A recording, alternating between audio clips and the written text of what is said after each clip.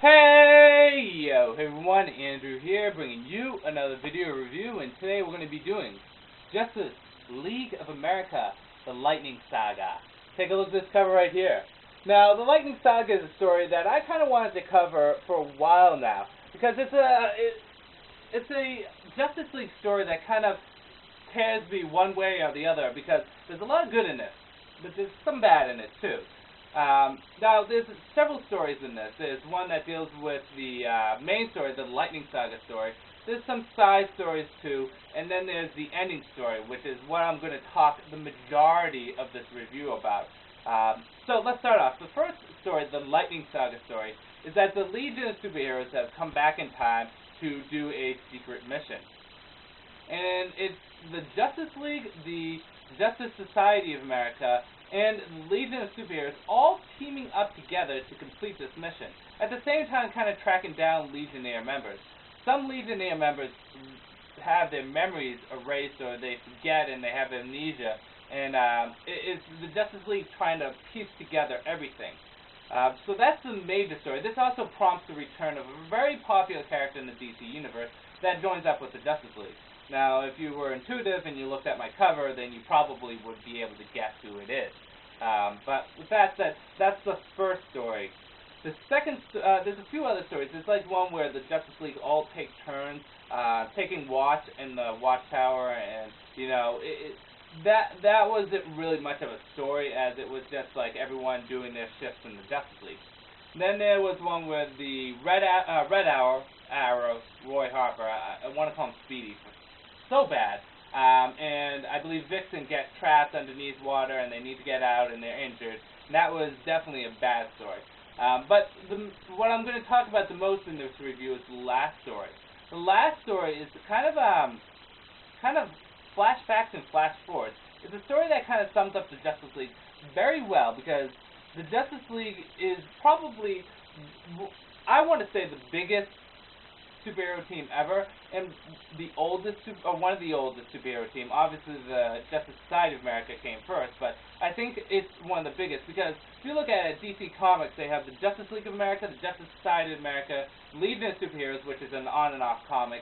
You have the Outsiders, you got the Teen Titans, you also got the small stuff like Checkmate and, you know, stuff like that. But talking major, those are the major ones at DC. And then in Marvel, you got like the Avengers, the X-Men, the Fantastic Four, and various other ones in there too.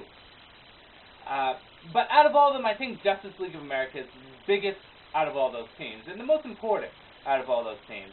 Again, this is just my own personal opinion.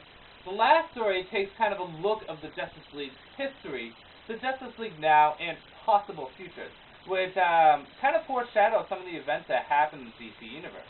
Now, it's very jumpy, and you really have to stay with it, but it's to view the Justice League throughout its history through the eyes of the Trinity: Batman, Superman, and Wonder Woman. And this kind of ties all the Silver Age stuff, Bronze Age, and current Justice League history together.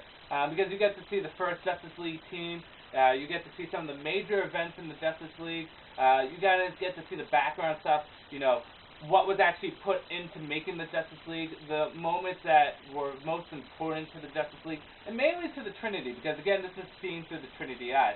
And this is also the big events that happen in the DC universe that involves the Justice League or just involves Trinity. This also foreshadows, or I want to say loosely foreshadows, some of the stuff that happened with the Trinity. For example, they show a clip in the future where Wonder Woman and Superman are talking about Batman being dead. Batman trapped in the Omega Sanction, although how they word it was differently than how it happened. And then they also show in the future with Superman sad about his father passing away, and Wonder Woman and Batman, you know, kind of comforting him. And then they also show some stuff that may have not happened yet, like the marriage of Hal Jordan. And it's interesting because when it happens, you don't see who Hal Jordan gets married to, but they make reference that Hal Jordan's the last one to get married. So I guess Batman and Wonder Woman and everyone else get married too, eventually. And they also talk about how Wonder Woman wants to marry someone. They won't say who, but she wants to marry someone. So there's a lot of stuff that's referenced in the future. Whether or not this stuff happens, how accurate it is, up in the air, but it's still very important to the story itself. like I said, the last story is very jumpy, and it goes from past to present to future, and they say it by today, yesterday, tomorrow, but it's still a fantastic story, and it ties together a lot of the Justice League and a lot of the Trinity together itself very well. Its history and how they feel towards each other. And it's the best part of this story. Because if you look at the other stories, the Lightning Saga story itself with Legion and with the Society and all those other teams, it dragged on a lot, and it just really felt kind of not much happened. It dragged and not much happened. So it wasn't that great a story, and the other stories weren't that great either. But the last story was absolutely fantastic. This is definitely something that I would recommend to people, and especially fans of the Justice League. The one thing is that this is kind of formatting or foreshadowing the later Justice League stories, and how I like to say how unorganized the title is, because this is definitely probably one of the weakest out of all the Justice League titles.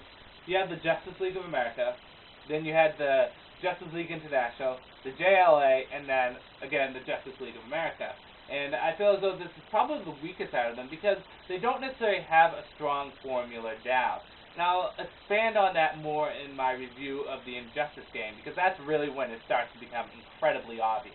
But this starts to kind of foreshadow the titles downhill descent. But still, this is something I would recommend to people that really want to see the Justice League history or want to see how everything connects together. The last story is fantastically done. It's done in different art, too. A lot of artists put effort into this. But on the whole, there's some good in it, there's some bad in it. Understand that, but it's still something I would recommend for people to pick up. I'm going to end the review here. This is kind of a quick review, but it's still I'm getting the point across. The end story in this is great. Absolutely great. It's just everything else that needs improvement. So with that said, I'm going to end this review here. This is Andrew saying peace out for now.